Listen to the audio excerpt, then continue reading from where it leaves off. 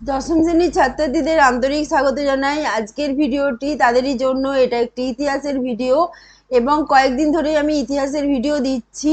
Play লিস্টে গিয়ে দেখতে পারো, ইতিহাসের ভিডিওগুলো প্লে লিস্টে সব পরপর দেয়া আছে। এবং আজকের বিষয় হচ্ছে পঞ্চম অধ্যায়। এটা পঞ্চম অধ্যায়ের ইতিহাসের বইতে দেখো, পঞ্চম অধ্যায়ে দেয়া আছে বিকল্প চিন্তা, উদ্যোগ। বিকল্প চিন্তা উদ্যোগ 19 শতকের মধ্যভাগ থেকে 20 শতক পর্যন্ত, মানে 20 শতকের প্রথম ভাগ পর্যন্ত বৈশিষ্ট্য ও পর্যালোচনা। ঠিক আছে।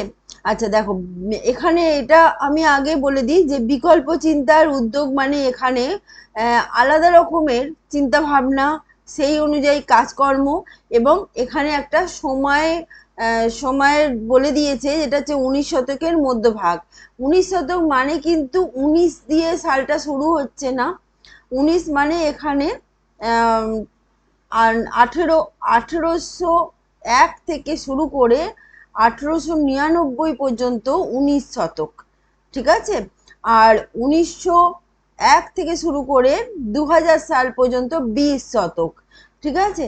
তাহলে আমরা কোন সময়টা পাবো? 1800 থেকে শুরু করব। ঠিক আছে। এবার দেখো এখানে যে বিষয় নিয়ে আলোচনা করা হচ্ছে বিকল্প চিন্তা, কারণ সরাসরি আন্দোলন করা, সরাসরি ব্রিটিশ বিরোধী পদক্ষেপ নেওয়া, এর বাইরেও তো অনেক কিছু হতে পারে। দেখা যাচ্ছে অনেক একটা ঘটনা, একটা প্রবাদ আছে, ওসির থেকে মসির জোর বেশি। মসি মানে কলম। ঠিক আছে। তাহলে লেখালেখি করে যদি সেই লেখালেখির মাধ্যমে বিজ্ঞান মনস্কতা আনা যায়, মানুষের সচেতনতা বৃদ্ধি করা যায়, মানুষের চিন্তা ভাবনার একটা বলিষ্ঠ মানে পদক্ষেপ নেওয়া যায়, মানুষের গঠনমূলক চিন্তা ভাবনা গড়ে তোলা যায়, সেক্ষেত্রে যে ঘটনাটি ঘটবে তার আগে সেটা হচ্ছে ছাপাখানা। ঠিক আছে। ছাপাখানা না থাকলে কিন্তু হাতে লিখে লিখে একটা, মানে বিপুল সংখ্যায় পাঠ্য বই বা এই সমস্ত বইগুলো যেগুলো মানুষের সচেতনতা বৃদ্ধি করায় বা বৌদ্ধিক বিকাশ ঘটায়, শুভবুদ্ধির উদয় ঘটায়, এই রকম বই কিন্তু বাজারে আনা সম্ভব নয় হাতে লিখে লিখে। ছাপাখানা ছাড়া কিন্তু এটা সম্ভব নয়। যদিও আনুমানিক 868, মানে আনুমানিক ধরা হচ্ছে এর আগু পিছু এইবারে চীনে প্রথম ছাপাখানার উদ্ভব ঘটেছিল, এটা বলা হয়। মানে মুদ্রণ শিল্পের বিকাশ ঘটেছিল। এবং জার্মানির জোহানেস গুটেনবার্গ, আমরা সকলেই জানি, তিনি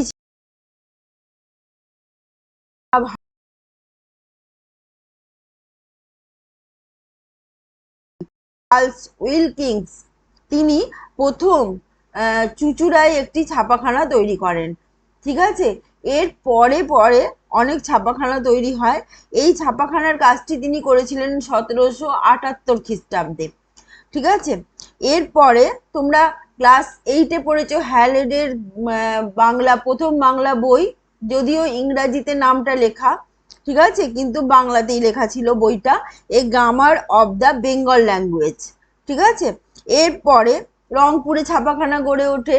এবং ছাপাখানা তো গড়ে উঠলে হলো না, ছাপাখানার যে বইগুলো ছাপানো হচ্ছে সেগুলো তো দেখতে সুন্দর বা স্পষ্ট বা ভালোভাবে সেটা থাকবে, সেটাকে পড়া যাবে, এরকমও তো হতে হবে।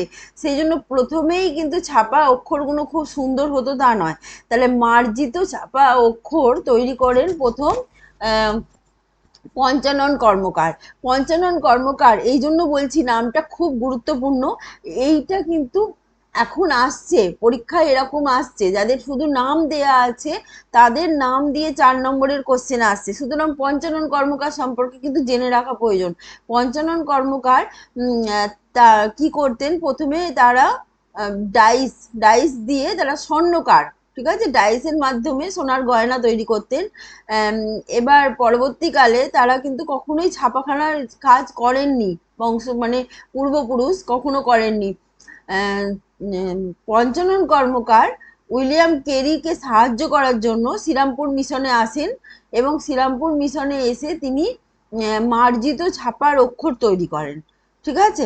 আচ্ছা, তারপরে পরবর্তীকালে সুরেশচন্দ্র মজুমদার লাইনোটাইপ, ঠিক আছে, লাইনোটাইপ আরো আরো উন্নত মানের মার্জিত অক্ষর তো তৈরি হয়ে গেল, লাইন লাইন করে তো লিখতে হবে, সেই জন্য যাতে সেটা আরো সুন্দর দেখতে লাগে সেই জন্য আরো সুন্দর আরো উন্নত মানের তৈরি করলেন ছাপার অক্ষরগুলোকে, তিনি হচ্ছেন সুরেশচন্দ্র মজুমদার। আচ্ছা, 1800 সালে শ্রীরামপুর মিশন প্রতিষ্ঠিত হয় এবং 1800 সালেই ফোর্ট উইলিয়াম কলেজও স্থাপিত হয়। যারা সিভিল সার্ভেন্ট ছিল, যারা ইউরোপ থেকে আসতো, তারা কিন্তু বাংলা জানতো না, তাদেরকে বাংলা শেখানোর জন্য ফোর্ট উইলিয়াম কলেজের যারা অধ্যাপক ছিলেন, শিক্ষক মহাশয় ছিলেন, তারা কিন্তু বাংলা শেখাতেন। এরকমই কয়েকজন হচ্ছেন মৃত্যুঞ্জয় বিদ্যালঙ্কার, রাজীব লোচন মুখার্জি এবং প্রবোধচন্দ্র বাগজি, রামরাম বসু, এরা প্রমুখরা, ঠিক আছে। এবার আসি শ্রীরামপুর মিশনের ছাপাখানায়। শ্রীরামপুর মিশনের ছাপাখানা তখন এত মানে উৎকৃষ্ট মানের বই ছাপানো শুরু করেছিল এবং বিপুল আকারে বই, যে শুধু ছাপানো নয় বিপুল আকারে ছাপানো শুরু করেছিল, যার ফলে শ্রীরামপুর মিশনের ছাপাখানা এশিয়ার সর্ববৃহৎ ছাপাখানায় পরিণত হয়। এই শ্রীরামপুর মিশনের ছাপাখানার সঙ্গে যুক্ত ছিলেন ত্রয়ী। ত্রয়ী কারা? ত্রয়ী হচ্ছে, কোশ্চেন আসে দেখবে, ত্রয়ী কারা? উইলিয়াম কেরি, জেমস ওয়ার্ড এবং জোশুয়া মার্সম্যান, এদের মিলিতভাবে ত্রয়ী বলা হয়। এরা কিন্তু একটা জায়গা থেকে আসেনি, ভিন্ন ভিন্ন জায়গা থেকে এসছে, কর্মসূত্রে একসঙ্গে যুক্ত হয়েছে, তাদের একটাই সাধারণ কর্ম ছিল, যেটা হচ্ছে এই ছাপাখানার কাজ করা, ঠিক আছে। এখানে উইলিয়াম কেরি ছিলেন শ্রীরামপুর মিশনের প্রাণ পুরুষ, ঠিক আছে। এছাড়া তাকে সাহায্য করতেন রামরাম বসু, সেই জন্য রামরাম বসুকে কেরি সাহেবের মুন্সি বলা হয়। আর এখানে এই শ্রীরামপুর মিশন ছাপাখানায় মনসামঙ্গল কাব্য, চণ্ডীমঙ্গল কাব্য, ঠিক আছে, রামায়ণ, মহাভারত, কীর্তিবাসী রামায়ণ, আর এছাড়া বিভিন্ন রকমের বই যেগুলো তারা লিখেছিল, যেমন উইলিয়াম কেরির লেখা কথোপকথন, তারপরে ইতিহাসমালা, প্রতাপাদিত্য চরিত্র, রামরাম বসুর লেখা, ঠিক আছে, মৃত্যুঞ্জয় বিদ্যালঙ্কারের লেখা বই, এরকম বিভিন্ন বই ছাপানো হতো। শুধু তাই নয়, এখানে বলা যেতে পারে এই যে ছাপাখানাটার উদ্দেশ্য কিন্তু অন্য ছিল, উদ্দেশ্য ছিল বাইবেলের বিভিন্ন ভাষায় বাইবেলকে প্রকাশ করা। এবং তোমরা নিশ্চয়ই এর আগের চ্যাপ্টারগুলোতে দেখেছো যে মিশনারিরা কিন্তু ধর্মান্তরিত করার ব্যাপারে কিন্তু একটু উদ্যোগ নিয়েছিল, তারা কিন্তু উপজাতিদের খ্রিস্টান ধর্মে ধর্মান্তরিত করার চেষ্টা করছিল, সেরকম শিক্ষিত মানুষদেরও কিন্তু খ্রিস্টান ধর্মে ধর্মান্তরিত করার চেষ্টা তাদের অব্যাহত ছিল।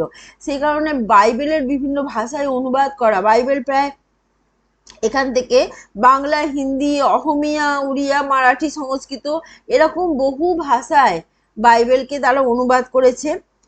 এছাড়া এই যে এখানে শ্রীরামপুর মিশন থেকেই দিগদর্শন পত্রিকা, রাজা রামমোহন রায়, সংবাদ কৌমুদী, এরকম অনেক কিছু, ভবানীচরণ বন্দ্যোপাধ্যায় সম্পাদিত সমাচার চন্ডিকা, ঈশ্বরচন্দ্র গুপ্ত সংবাদ প্রভাকর, ঈশ্বরচন্দ্র গুপ্ত সংবাদ প্রভাকরের সম্পাদক, এরকম বহু পত্রিকাও প্রকাশিত হতো। প্রসঙ্গত বলি, পত্রিকা বলতে যেটা দৈনিক পত্রিকা আমরা এখন বুঝি, সেরকম পত্রিকা কিন্তু সেই সময় ছিল না।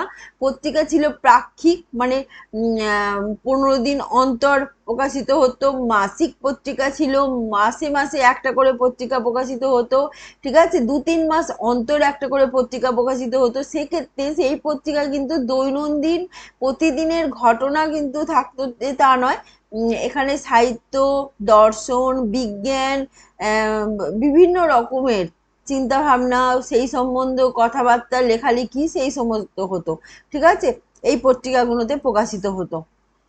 তোমরা এর আগে অনেকগুলো পত্রিকা পড়েছো, যেটা হচ্ছে তোমার বঙ্গদর্শন, হিন্দু প্যাট্রিয়ট, ঠিক আছে, মামাবোধিনী, এইরকম পত্রিকাগুলো পড়েছো।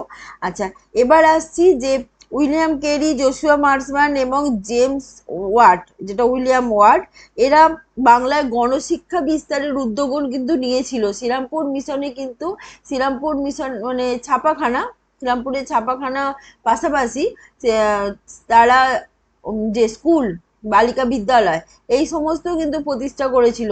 যেহেতু তারা ভারতীয় ছিল না, সেই জন্য তাদের তৈরি বালিকা বিদ্যালয়গুলোকে আমরা প্রথম বালিকা বিদ্যালয়ের আখ্যা দিই না। সেক্ষেত্রে ওই বেথুন স্কুলটা, যেটা হচ্ছে যেখানে যুক্ত ছিলেন ঈশ্বরচন্দ্র বিদ্যাসাগর এবং কোয়ার্টার বিটন সাহেব, সেই বিদ্যালয়টিকে আমরা প্রথম বালিকা বিদ্যালয় বলি, কারণ এখানে ভারতীয়রাও যুক্ত ছিলেন। ঠিক আছে। আচ্ছা, এরপরে আসি স্কুল বুক সোসাইটি, যেটা হচ্ছে ক্যালকাটা স্কুল বুক সোসাইটি। ঠিক আছে, স্কুল বুক সোসাইটি বা ক্যালকাটা স্কুল বুক সোসাইটি এ খুবই খুবই গুরুত্বপূর্ণ, কারণ এই যে সংস্থাটি, এটাও একটি ছাপাখানা তৈরি করেছিল, এবং এখান থেকে কি হতো না, পাঠ্য বই অনেক কম মূল্যে ছাত্রছাত্রীদের কাছে পৌঁছে যেত এবং প্রচুর পরিমাণে পাঠ্য বই এরা ছাপাতো। ঠিক আছে। এখানে একটা ফলে গ্রামের এবং সাধারণ মানুষের কাছে তাদের মুদ্রিত পাঠ্য বই খুব সহজে পৌঁছে যেত এবং পঠন পাঠনের কাজটা অনেক সহজ হয়ে গেল। ঠিক আছে। প্রত্যেকে পড়াশোনার ক্ষেত্রে যদি হাতে বই পায়, সেখানে একটা পড়াশোনার ক্ষেত্রে একটা আগ্রহ জন্মালো। তোমরা লক্ষ্য করে দেখবে হয়তো যে নতুন ক্লাসে ওঠার পর যখন সিলেবাস বা বুক লিস্ট মিলিয়ে বই আমরা বাজার থেকে আমরা সংগ্রহ করে আনি, তখন কিন্তু সেই নতুন বই হাতে পেলে পঠন পাঠনের কিন্তু আগ্রহ আরো বেশি বেড়ে যায়। আচ্ছা, এই ছাপাখানাগুলোর উন্নতি আর বেশি উন্নতি আরো বেশি বিস্তার লাভ করা, এবং তার সঙ্গে যে ব্যবসায়িক উদ্যোগ, এই সফলতা দেখে আরো যারা ধনী ব্যক্তি আছেন বা যারা অবস্থাপন্ন ব্যক্তি আছেন, তারা কিন্তু ছাপাখানা তৈরি করে ব্যবসায়িক উদ্যোগ নেওয়ার একটা চেষ্টা করলেন। এরকমই একজন হচ্ছেন গৌরীশঙ্কর ভট্টাচার্য। তিনি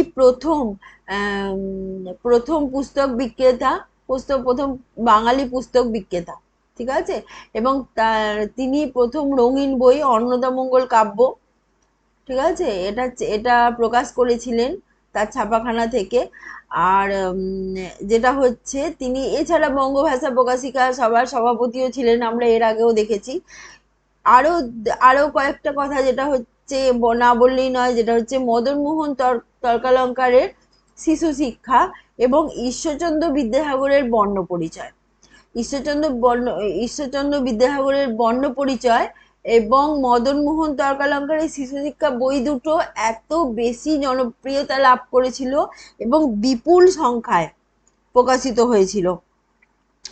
যেমন একটা উদাহরণ দিই, বিদ্যাসাগর মহাশয়ের জীবদ্দশাতেই প্রায় ৩৫ লক্ষেরও অধিক বই ছাপানো হয়েছিল এই বর্ণ পরিচয়।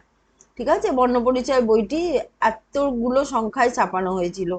আর মদনমোহন তর্কালঙ্কার তো শিশু শিক্ষা তোমরা পড়েছো, পাখি সব করে রব, রাতি পোহাইলো, কাননে কুসুম কলি, সকলে ফুটিল, এই কবিতাটা এই শিশু শিক্ষার অন্তর্গত। ঠিক আছে। এছাড়া অনেকেই আছেন বিশিষ্ট ব্যক্তিবর্গ যারা বই ছাপানোর কাজ এগিয়ে এসেছিলেন, এবং শ্রীরামপুর মিশনে প্রথম ডিগ্রি কলেজ স্থাপিত হয়েছিল, নারী শিক্ষার জন্য প্রথম বিদ্যালয় স্থাপিত হয়েছিল, আগেই বললাম।